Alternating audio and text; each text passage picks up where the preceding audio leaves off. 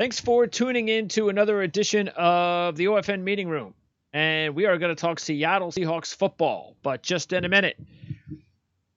Before that, gotta always tell you about the Our Lads Draft Guide. Right here, nice yellow cover, 6 awesome players on it. And you can order this at ourlads.com. Don't forget, you could also order a subscription of this guide, the draft guide, and the draft review guide.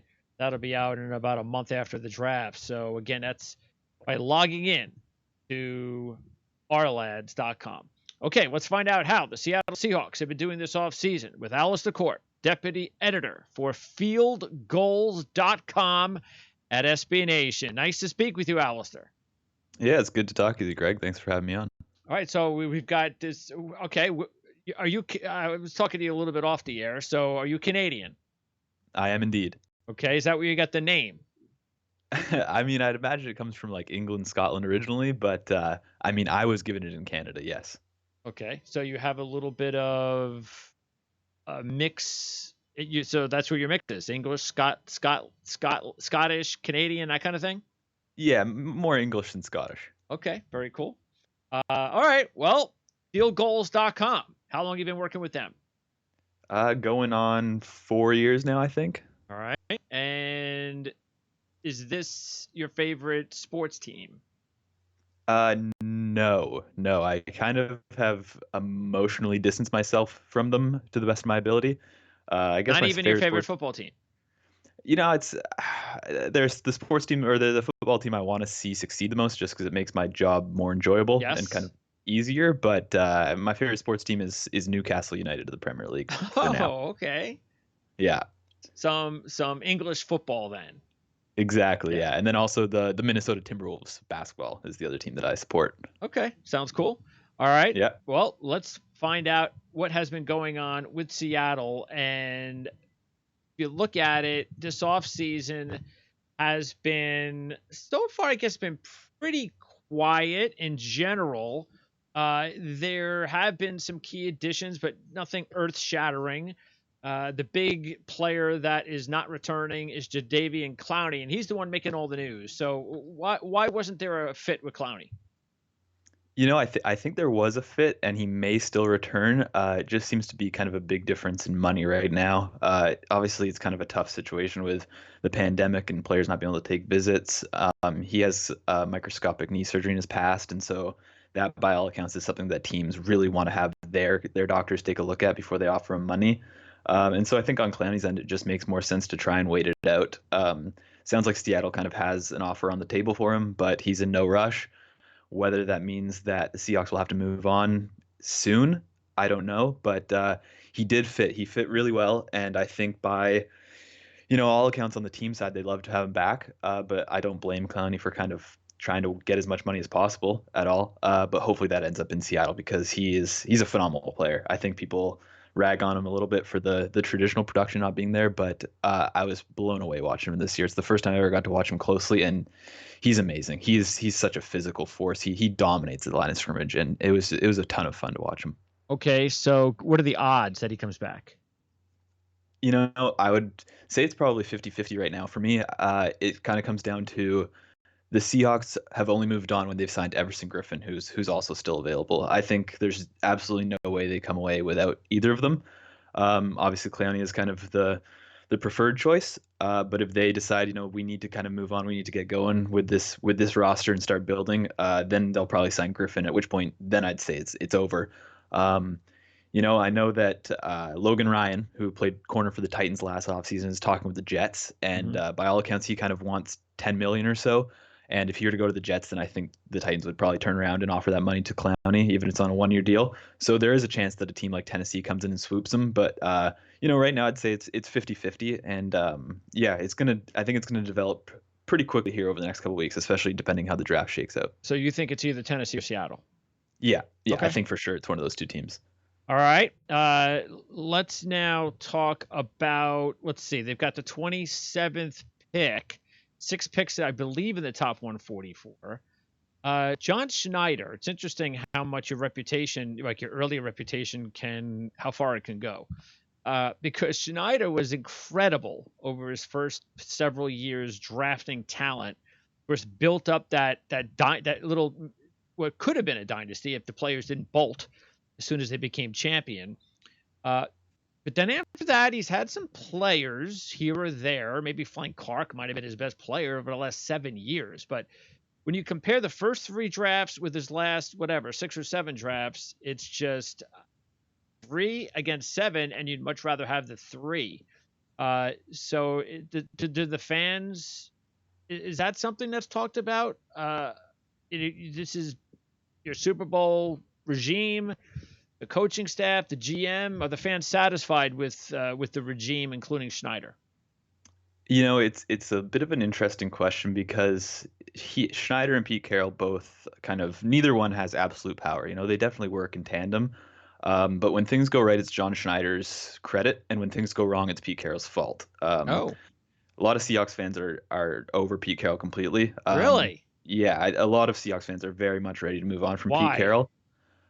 His play style, he definitely still kind of subscribes to the theory that like a run heavy offense is Oh, the way to go. they want to be excited with the new passing game that most every other team is throwing out there in the Exactly. league. Okay. Which, I don't fault them necessarily because, Russell Wilson is by all accounts a superstar, and that's totally fair. I just don't think it's as bad as some people make it out to be. I mean, Brian Schottenheimer came in with a really poor reputation and his first year was really bad, but last year he did really well as a play caller. Designing plays, they did excellent, and Wilson enjoyed an awesome season because of it. Did they put him in disadvantageous positions sometimes? Yes. But the grass isn't going to be greener if you get rid of Pete Carroll because he's still, I think he's one of the 5 best head coaches in the NFL. Sure. A lot of people are still really happy with John Schneider, despite, like you said, really poor drafting recently. He's still really good for clever moves, such as they traded a 5th-round pick for Quandre Diggs, who seems like he's going to be an awesome free safety moving forward, perfect for that defense. Just to hire Quentin Dunbar for a 5th as well, awesome move. Seems like he's going to be a really good addition. So he's still good for a couple like savvy moves, but yeah, at the top of the draft especially, they've been very, very wasteful in recent years. I'm gonna pick right up where you left off there, but I just had to add in. You mentioned Schottenheimer. Being a Jet fan, I would always have to defend Schottenheimer because Jet fans didn't like him, and I think that a lot of it had to just do with play calling. And I just think that's so overrated, the whole play calling thing. That's what fans always seem to gravitate towards more than anything. But he took a rookie quarterback to the AFC Championship game and devised the league's #1 rushing offense with a rookie quarterback, which is not very easy to do. And so I understand he's not this glamorous guy, and again, he has issues definitely, but the his reputation took a big hit because of where he came from, and Yeah, you and Seattle fans, I'm sure when he got hired, they probably typed in his name and they probably read all the bad stuff that came out of New York. And of course, things didn't go well for him in Georgia, which I didn't even understand why he went there.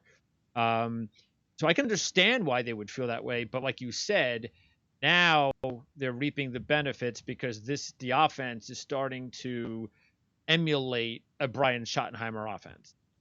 yeah, and I mean, stick with the Jets there for a second. Did you ever read Collision Low Crossers? What was that? Did you ever read the book Collision Low Crossers? No. Okay, if you're a Jets fan, you got to read it. It follows, I think, Sanchez's second year, and Okay. it's like an inside look. It's one of my favorite football books of all time. But yeah, Schottenheimer does not come out looking very well in that Who because it's wrote it? almost like Nicholas Dadoff, I want to Who's say. that? I couldn't tell you outside of this book, but he's like fully embedded with the team for the entire season. Oh, Like okay.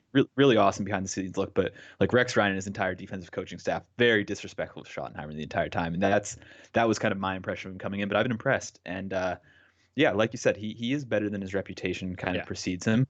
And I've been kind of spending some time rewatching all of the Seahawks games from this past season, and I just got done watching their Week 9 game against the Buccaneers, and it was genuinely the best game called that Russell Wilson's ever played. Like it was an absolute masterclass in offensive scheming from Schottenheimer, and I think people just don't want to give him they don't even want to give him like the patience to try to see that. They've kind of have their mind made up, and Yeah. it's pretty unfair, to be honest. Well, and I would expect though, and I think everybody's job is on the line in when you're talking about this upcoming season, because if you throw out the running back injuries, this was actually my pick to get to the Super Bowl last year. Right around just before all the running back injuries. I was full in on what was going on there. I liked especially the San Francisco win on the road. There was just everything was just starting, I think, to work out, and then the running back injuries. But they've got that exciting receiver now, which means they've got a couple of receivers. You got Russell Wilson, of course. You can run the ball next year again. We'll see what happens with Clowney, but I think they're going to take that next step. And as long as they do, the next step will probably be a championship game or a Super Bowl.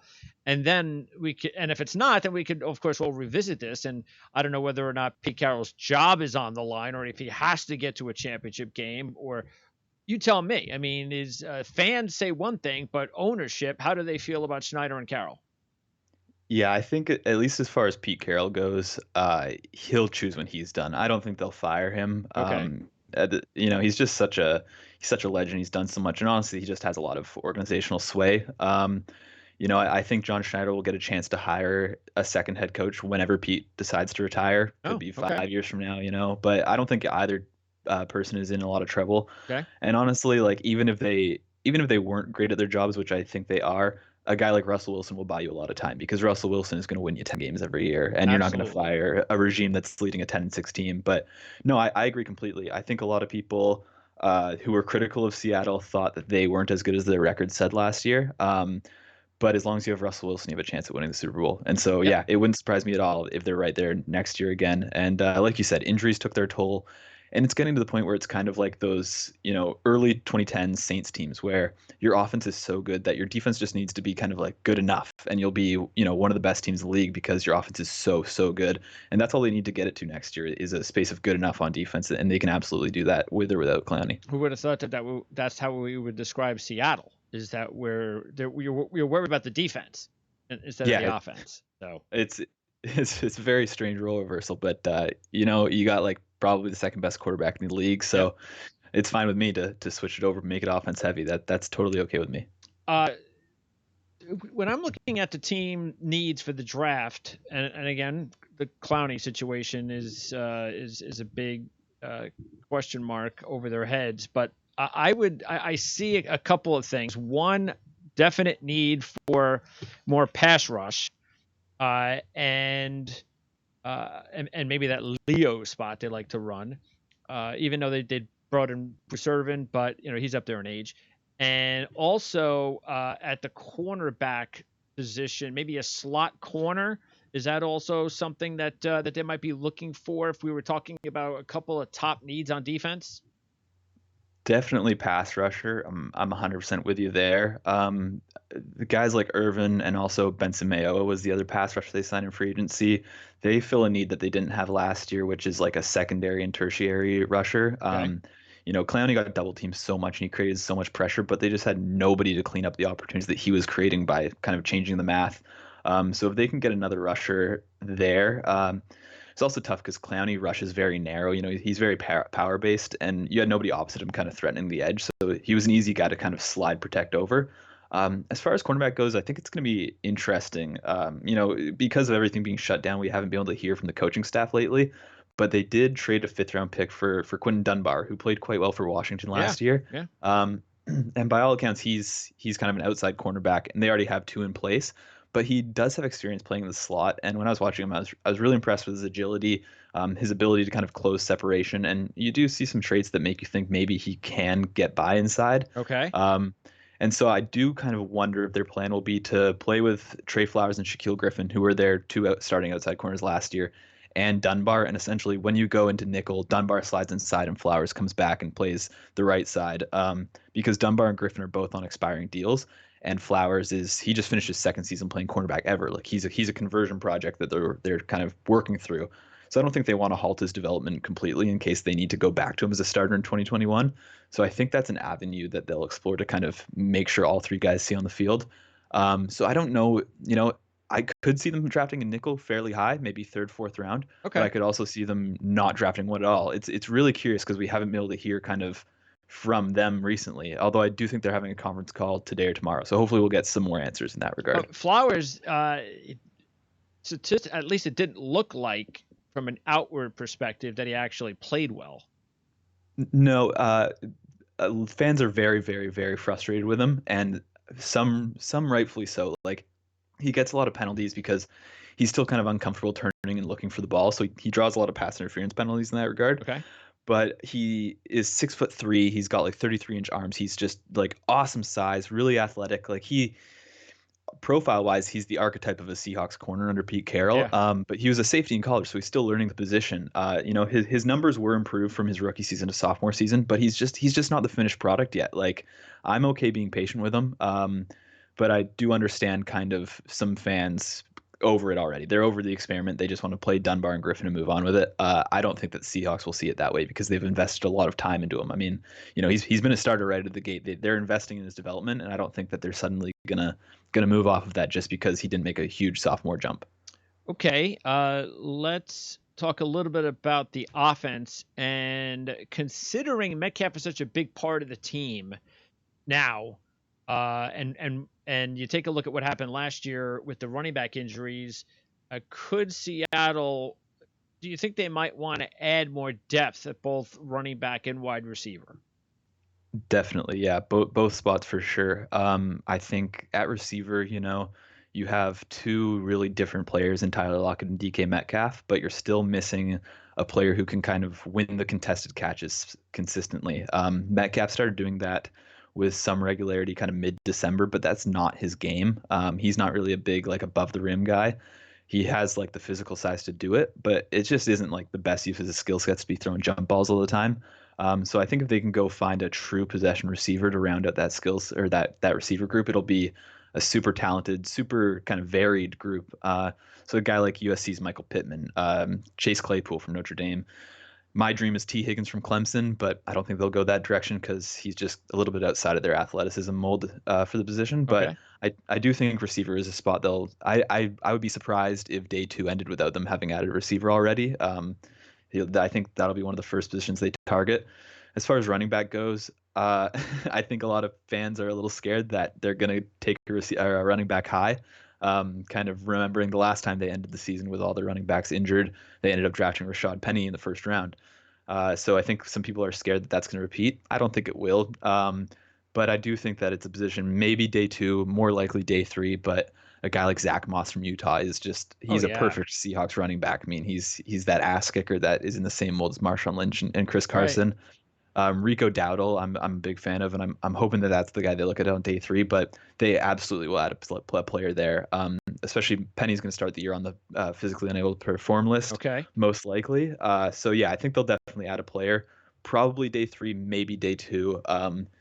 Day one, if it's day one, the calls for Pete Carroll's job will get a lot louder, Oh, it and it is will Pete be, Carroll's fault again, right? Yeah. of Not John course, yeah, no, Schneider. no, no. Yeah, he didn't make the pick. Yeah, I get Yeah, it. no, no. It's very clear. Like Russell Wilson, John Schneider don't do things wrong. Pete Carroll does everything wrong. All That's kind right. of the Interesting. that's the line that it follows. So Okay. yeah, it'll be interesting to see what they do for sure. Offensive line, it's always a big story in Seattle, and they've let a couple of guys go in the offseason, but they kind of swapped a couple of new faces.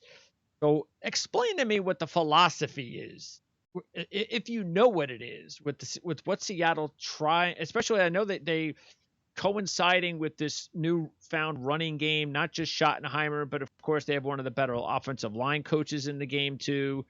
So they've kind of changed their strategy and concepts and so on what kind of uh, running game they wanted to have, what kind of offensive line mentality. So what is right now? They brought in some kind of no name guys, but Seattle seems to always fill their roster with these no name offensive linemen, these late round guys. Sometimes you get a second round guy here or there, but in general, it's been a major issue for them over the years. Yeah, definitely. It's kind of the thorn in Seattle's side basically since Pete Carroll's arrived in 2010. It's really interesting because it's developing right now. Pretty much for the first the first 7, 8 years of Pete Carroll's time, Tom Cable was the offensive line coach and the run game coordinator, and he loved guys who were super high, like athletic players. Like you just saw, your Jets signed George Fant, who was a basketball player at Eastern Yes. Kentucky. Like he wasn't really even a football player, but he was this amazing athlete, and they kind of molded him into a tackle. Yep. That's the player that they used to target. Now that it's Mike Solari and not Tom Cable, he's more of a, he's looking for mass, length, and explosiveness. Like Hmm. they're not looking for these amazing athletes. They're looking for like a guy like DJ Fluker, who I think he's listed at 330. He probably plays at 350. Like he is a mountain of a man, and that's what they're looking for. And so I'm pretty optimistic about the signings. Honestly, they signed Brandon Shell to take over for Ifedi at right tackle. They signed BJ Finney, who could play any of the three spots across the inside. But since Solari came from New York, they've signed Mike Kupati, DJ Fluker, and both players have played really, really, really well. And so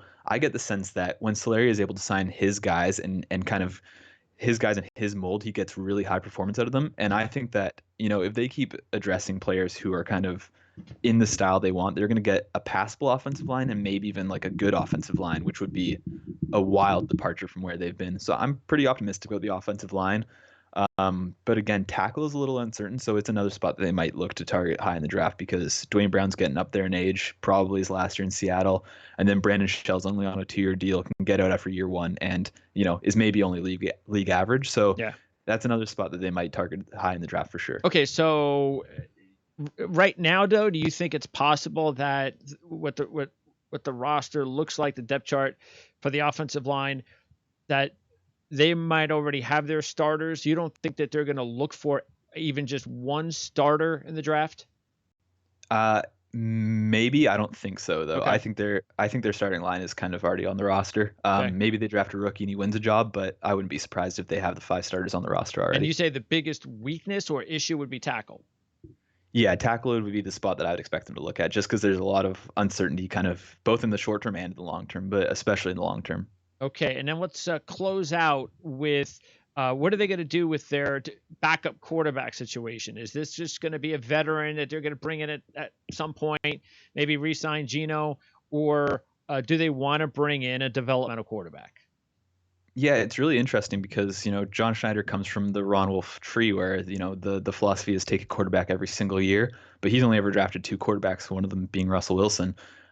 So there's a chance that they draft a quarterback maybe round 6, round 7. There are a couple of kind of intriguing guys, but yeah, I would expect him to re-sign Geno. Maybe it's in May or June, but I think it'll probably be Geno again, probably for the league minimum, and they'll just kind of roll with that because he's a fine backup.